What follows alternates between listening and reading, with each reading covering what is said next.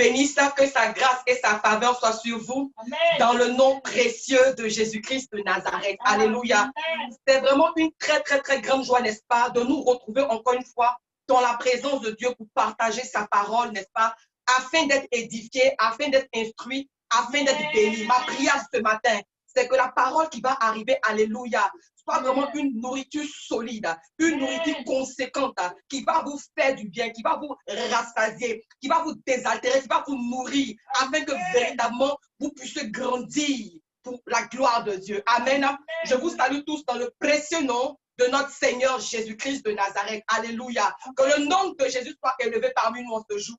Que le nom de Jésus soit glorifié parmi nous en ce jour. Que le nom de Jésus soit proclamé parmi nous en ce jour. Alléluia. Je dis que le nom de Jésus, amen, soit établi au milieu de nous en ce jour. Et que tout ce qui ne confesse pas son nom soit banni dans le nom de Jésus. J'appelle le règne et la seigneurie extrême, ultime du roi des rois, car c'est de lui qu'il s'agit. Au nom de Jésus, amen, amen, amen, amen. Nous pouvons acclamer le Seigneur Jésus, amen, amen, amen. Gloire à Dieu. Viens de le Seigneur. La semaine dernière, n'est-ce pas, nous avons parlé de l'engagement et nous avons vu l'exemple de Caleb.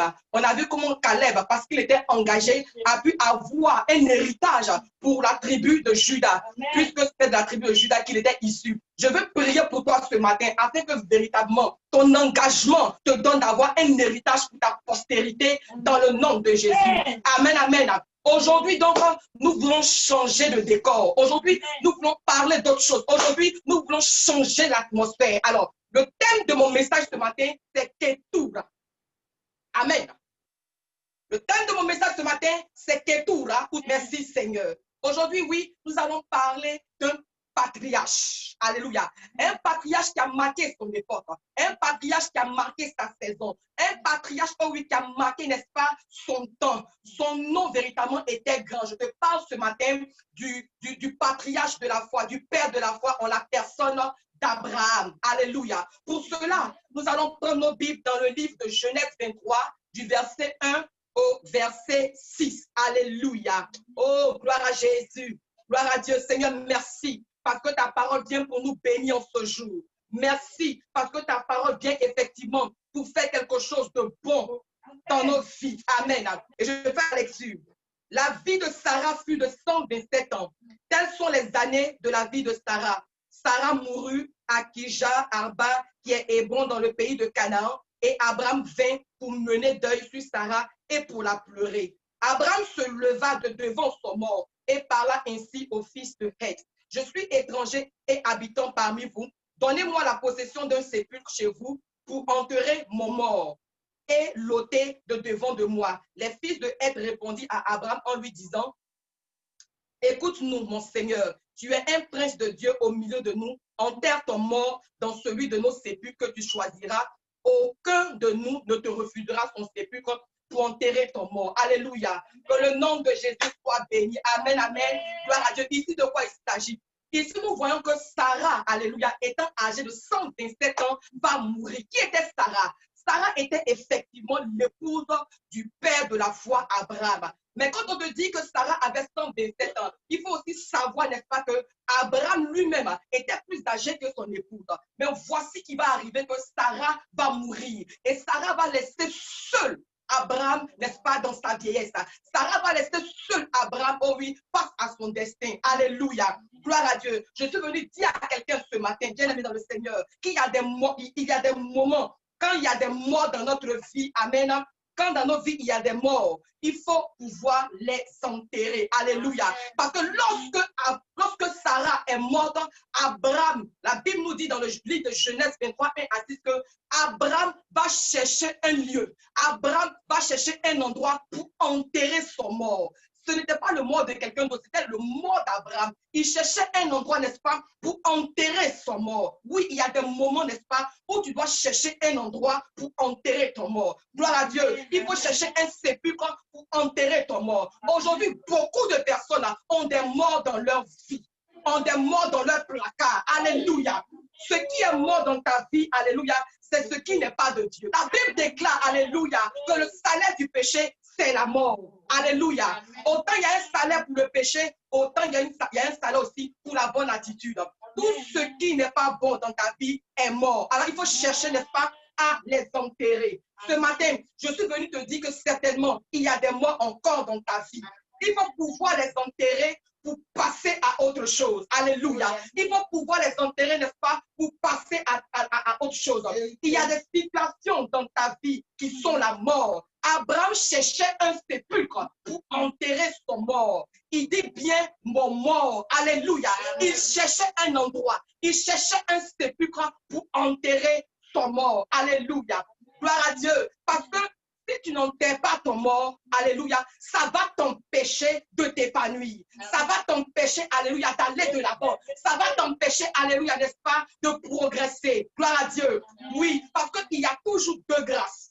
Il y a une première grâce et il y a une seconde grâce. Alléluia. C'est comme l'Ancien Testament et le Nouveau Testament. Si tu ne laisses pas aller l'Ancien Testament, le Nouveau Testament ne va pas s'ouvrir dans ta vie. L'Ancien Testament parle de la loi. Dans l'Ancien Testament, on te dit œil pour œil, dent pour dent. Mais le Nouveau Testament vient pour te révéler la grâce. Alléluia. L'heure est arrivée pour toi où tu dois enterrer ton mort. L'heure est arrivée pour toi où tu dois effectivement te détacher, alléluia, de la mort. Alléluia. Gloire à Dieu. Gloire à Jésus-Christ de Nazareth.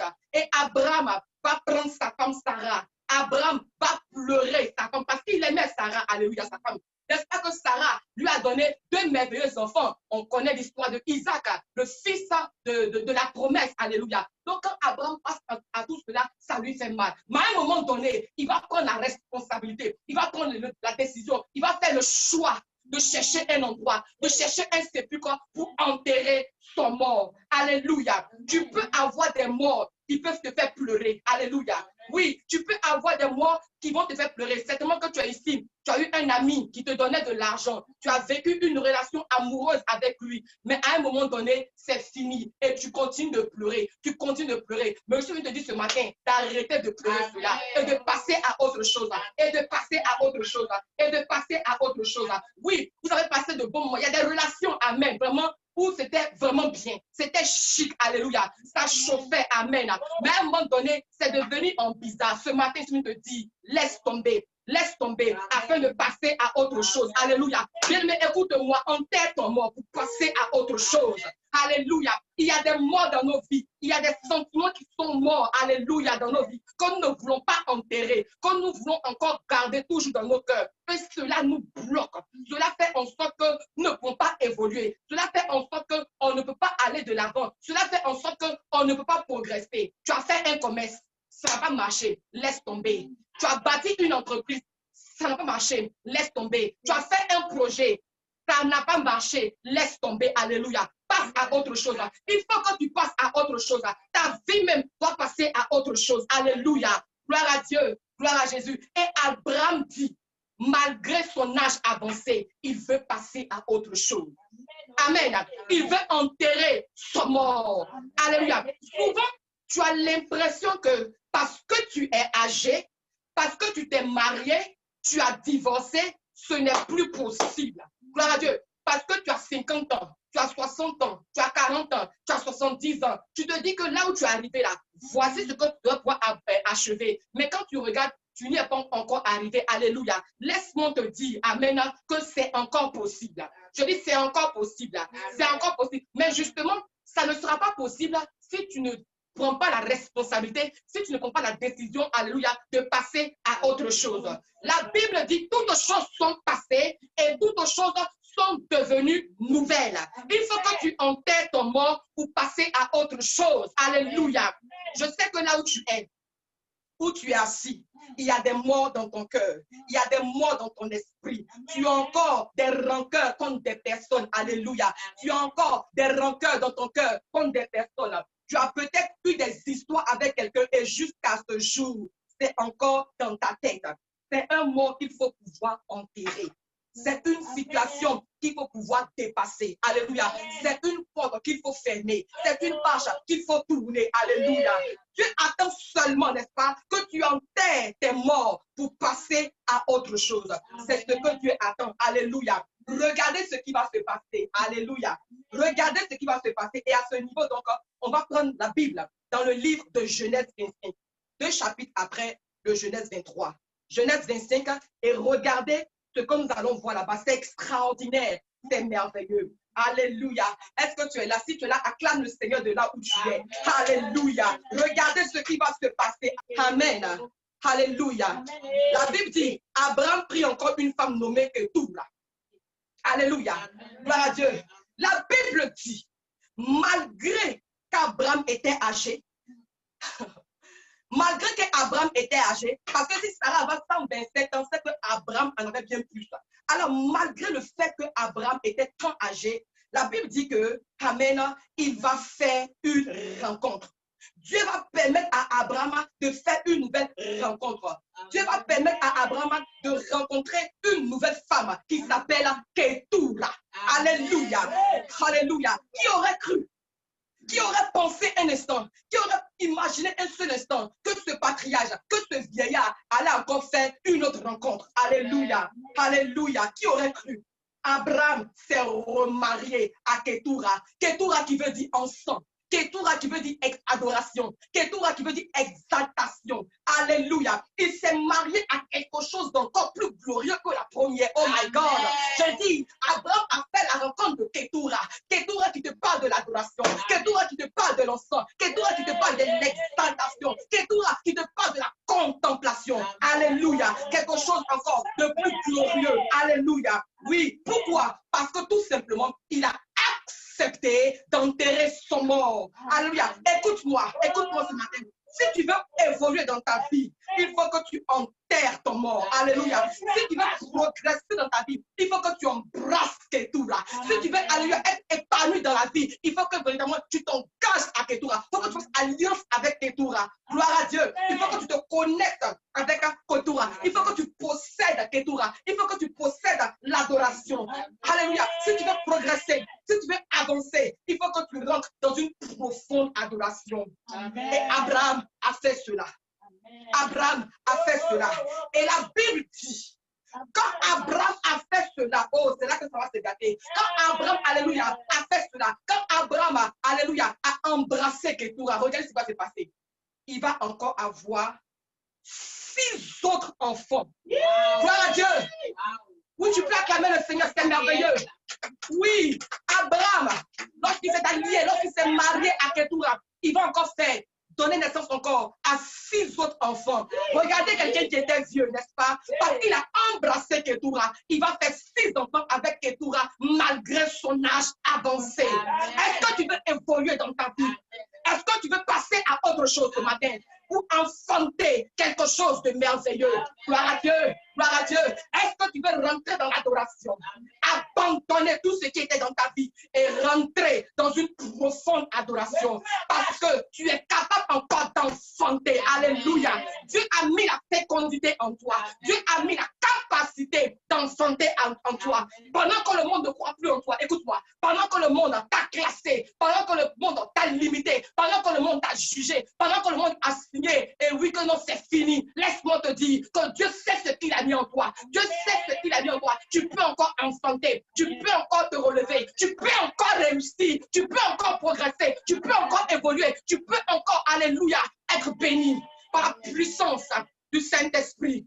Oui, tu peux encore. Tu peux encore. Parce que la parole de Dieu nous dit que dans la maison de Dieu, il n'y a pas de femme stérile. Il n'y a pas de stérilité. À plus forte raison, toi, tu n'es pas stérile. Oh, je prophétise sur ta vie quand tu vas enfanter. Je prophétise sur ta vie quand tu vas réussir. Je prophétise sur ta vie quand tu vas avancer. Je prophétise sur ta vie quand tu vas évoluer dans le nom de Jésus. Oui, malgré ton âge. Malgré tout ce que tu es capable de te remarier. Est-ce que je parle à quelqu'un? Malgré ton âge, tu es capable de percer. Malgré ton âge, tu es capable de bâtir. Malgré ton âge, tu es capable d'être heureux. Alléluia. Tu es capable de travailler. Tu es capable dans le nom de Jésus. Regardez les enfants de Ketura. Regardez les enfants que Ketura va mettre au monde avec Abraham. Le premier s'appelle Zimran. Le second s'appelle Yokshan. Le troisième s'appelle Medan.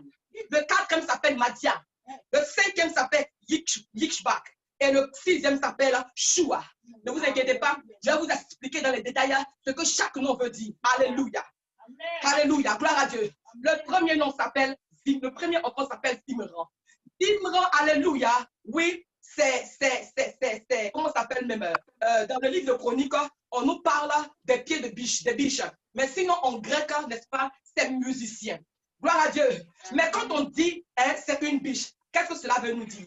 Écoutez, quand on dit, n'est-ce pas, que nous avons les pieds de biche, tu connais, on dit, il me fait marcher sur les lieux élevés. Amen, amen. Gloire à Dieu. Donc, la biche marche dans les lieux élevés. La biche marche dans les lieux élevés. Le premier enfant avait, n'est-ce pas, l'esprit de la biche. Vous savez que la biche est toujours royale.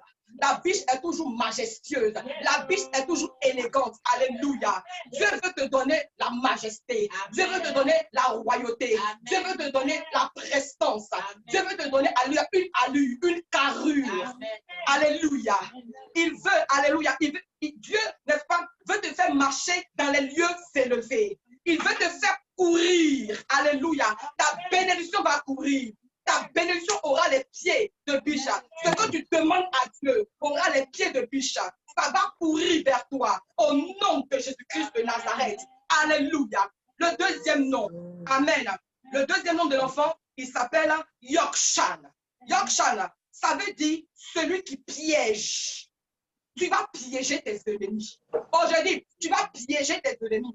Ceux qui pensaient que c'était fini pour toi, Dieu a réservé un piège pour eux. Ils vont tomber dans leur propre piège au nom de Jésus. Comme il a dit dans le psaume 35, alléluia. Ils vont tomber dans leur propre piège. Alléluia. Tous ceux qui complotent des coups comme toi, tous ceux qui formentent des coups comme toi, alléluia. Je dis retour à l'envoyeur, retour à l'envoyeur, retour à l'envoyeur, dans le nom de Jésus. Toi-même, tu es un piège, alléluia, pour eux. Et qui les fera tomber au nom de Jésus-Christ de Nazareth. Le troisième enfant s'appelle Médan. Médan signifie lutte. On a vu les Madianites poursuivre les Israéliens. Comme Jacob, tu lutteras. Jacob a lutté pour sa vie. Oh, comme Jacob, tu lutteras et tu remporteras la victoire. Alléluia. Aujourd'hui, comme Jacob, tu lutteras et tu remporteras la victoire pour sauver ta famille, pour sauver, n'est-ce pas, ta nation, pour sauver, oh, alléluia, tes enfants. Tu lutteras et tu remporteras dans le nom de Jésus. Oui, tu lutteras aussi.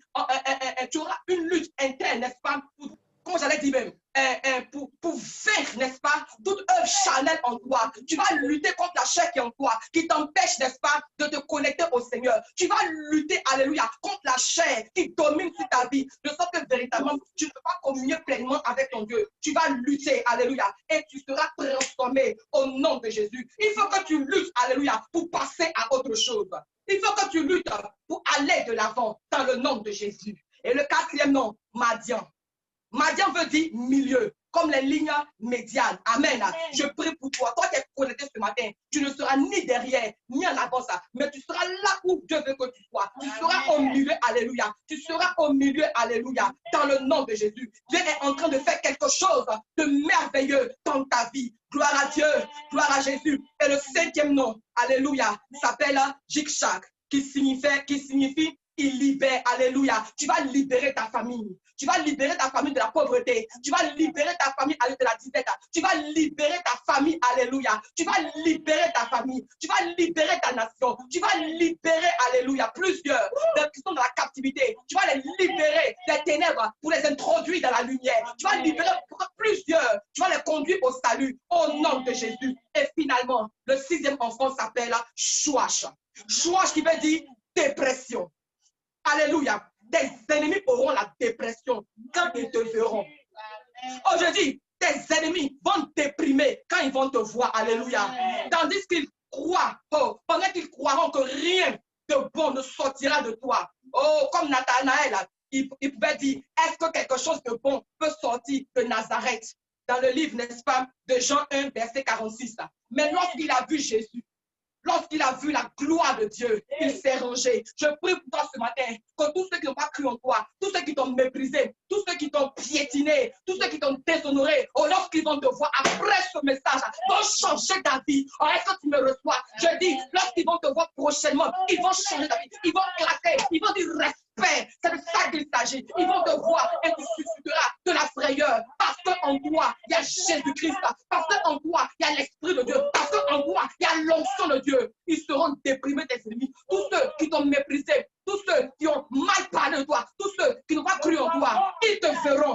ils te verront. Ils verront et ils regretteront leur première parole. Ils feront allégeance. Les frères de Joseph l'avaient méprisé. Mais lorsqu'ils ont vu Joseph prochainement, ils ont claqué. Ils étaient au respect. C'est de ça qu'il s'agit. Je prie que cela soit ton partage. Je prie que cela soit ton partage dans le nom de Jésus. Dans le nom de Jésus. Bien-aimé, écoute-moi ce matin.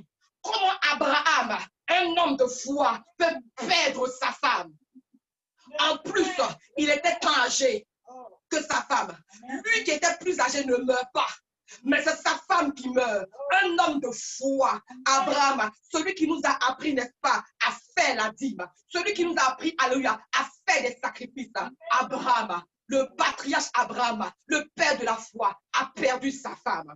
La Bible dit qu'il donnait, alléluia, qu'il donnait sa dîme à l'Éternel. Il donnait ses sacrifices à l'Éternel. Il faisait des offrandes au point même où, lorsque Dieu lui a demandé son fils Isaac, il n'a pas hésité, alléluia, à donner son fils, alléluia. Mais la Bible dit que Abraham va perdre sa femme. Alléluia. Oui, il se sentait seul. Il se sentait vraiment, n'est-ce pas, seul, n'est-ce pas, parce qu'il avait perdu quelque chose d'essentiel. Il avait perdu sa moitié. Alléluia. Hein? Gloire à Dieu. C'est ce qui s'est passé. Abraham était très vieux. Il était lui-même pratiquement mort. Mais Dieu a renouvelé ses forces. Pourquoi Dieu a renouvelé ses forces? Dieu a renouvelé ses forces parce que justement, Abraham était celui-là qui savait, qui a su semer dans sa vie. Abraham a su donner sa vie. Alléluia. Regardez, depuis que Abraham avait commencé sa marche avec le Seigneur, il n'était pas encore entré dans une si profonde adoration. Vous savez, quand il y a un manque dans ta vie, ton adoration change. Je prends par exemple l'exemple de Anne, la servante Anne, la mère de Samuel. Elle n'avait pas d'enfant. Alléluia. Mais regardez ce jour-là.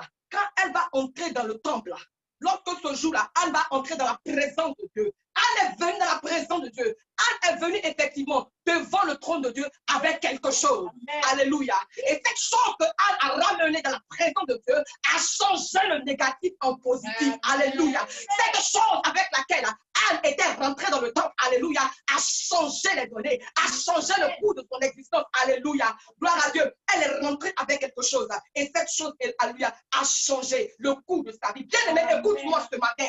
On ne peut pas faire l'adoration sans faire de sacrifice. C'est pas possible. Alléluia. Est-ce que je parle à quelqu'un? Je vais bien le répéter. Je te dis ce matin, quand tu ne peux pas faire l'adoration sans un sacrifice, ce n'est pas possible. Une adoration est toujours accompagnée de sacrifices. Une adoration est toujours accompagnée de paroles. Quand vous allez dans les villages, alléluia, vous voyez ce qui se passe. Les gens adorent les marigots, ils adorent les rivières, ils adorent les arbres, mais ils ne font pas bredouille. Ils viennent avec les mains chargées. Pour certains, ce sont des poulets, pour d'autres des moutons, pour d'autres des taureaux, citez-les des buffles. Alléluia. Et quoi, je le sais. Souvent même, jusqu'à même, ils sacrifient même des hommes. Alléluia. Gloire à Dieu. Ça dépend de ce que tu donnes. Je dis, ça dépend de ce que tu donnes. La grandeur dans laquelle tu veux rentrer dépend de ce que tu donnes à l'Éternel. La grandeur dans laquelle tu veux rentrer dépend de ce que tu donnes à l'Éternel. Bien aimé, l'adoration, ce n'est pas seulement chanter. L'adoration, ce n'est pas seulement chanter. Mais l'adoration, alléluia, c'est savoir offrir. C'est offrir et savoir offrir. Gloire à Dieu. Le pouvoir et la puissance de l'adoration résident dans qu'est-ce que tu donnes. Pour dire que tu veux adorer ton Dieu, à quel niveau tu le places? Dans quelle dimension tu le places? Quelle est la position dans laquelle tu places ton Dieu? Regardez, c'est ce que Abraham a fait jusqu'à donner son fils unique. Comment Dieu ne lui redonnera-t-il pas, alléluia, ce qu'il a donné en fait? Gloire à Jésus. Comment Dieu ne lui redonnera-t-il pas une seconde grâce, une deuxième grâce? Comment Dieu ne lui redonnera-t-il pas la vie? Il a redonné la vie à son âme. Il a redonné la paix à son âme. Il a redonné la joie à son âme. Oui, parce que Abraham savait adorer le Seigneur. Bien aimé, quand on adore notre Dieu, il faut qu'on l'adore avec des sacrifices. Il a posé l'action pour en arriver là. C'est quand tout ne va pas justement que tu dois entrer dans l'adoration. Quand tout ne va pas, alléluia, gloire à Dieu, gloire à Jésus. C'est quand tout ne va pas que nous devons adorer pour que tout aille pour le bien. Amen. C'est pour cela aujourd'hui, spécialement, je sais que tu traverses des moments très difficiles. Oui, je le sais, parce que moi-même, je le vis, ces moments difficiles. Mais rentrons ensemble dans l'adoration. Rentrons ensemble avec Ketura. Gloire à Dieu. Oui, Ketura. Et nous verrons les fils que nous allons produire dans le nom puissant de Jésus-Christ de Nazareth. Alléluia. Aujourd'hui, spécialement, après les 4 jours de jeûne que nous avons eus, qui avaient été instruits, n'est-ce pas, par le Saint-Esprit, nous allons entrer dans cette profonde adoration. Nous allons rentrer dans le mystère de Ketura. Alléluia. Oui, ce grand mystère qui a relevé Abraham. Parce que quand Sarah est morte, Abraham était tombé. Je ne sais pas ce qui est tombé dans ta vie. Je ne sais pas ce qui est tombé dans ta vie. Peut-être que ton mariage est tombé. Peut-être que tes connexions sont tombées. Peut-être que tes finances sont tombées. Alléluia. Peut-être que ta carrière est tombée. Beaucoup de choses sont tombées dans ta vie. Tout, beaucoup de choses sont tombées dans ta vie. Tout ce qui est tombé dans ta vie peut se relever. Je dis, tout ce qui est tombé dans ta vie peut encore se relever. Alléluia. Mais passe par le mystère de Ketura et tu verras les choses se manifester de manière excellente au nom de Jésus. Passe par le mystère de Ketura et tu verras la gloire de Dieu. Alléluia. Passe par le mystère de Ketura et tu verras la gloire de Dieu se manifester au nom de Jésus. Oh, alléluia. Oh Seigneur, merci. Lebros koriantaba, yobros korobo shekeriantaba. Lebres keriantaba. Oh Jesus. Il a redonné la vie à mon âme. Après tant d'années de souffrance, il a redonné la vie à mon âme. Il a redonné la vie à mon âme. Après tant d'années de souffrance, il a redonné la vie à mon âme. Alléluia. Le Seigneur redonnera la vie à ton âme. Je dis, le Seigneur redonnera la vie à ton âme. Le Seigneur te redonnera de la vigueur. Abraham avait perdu la vigueur.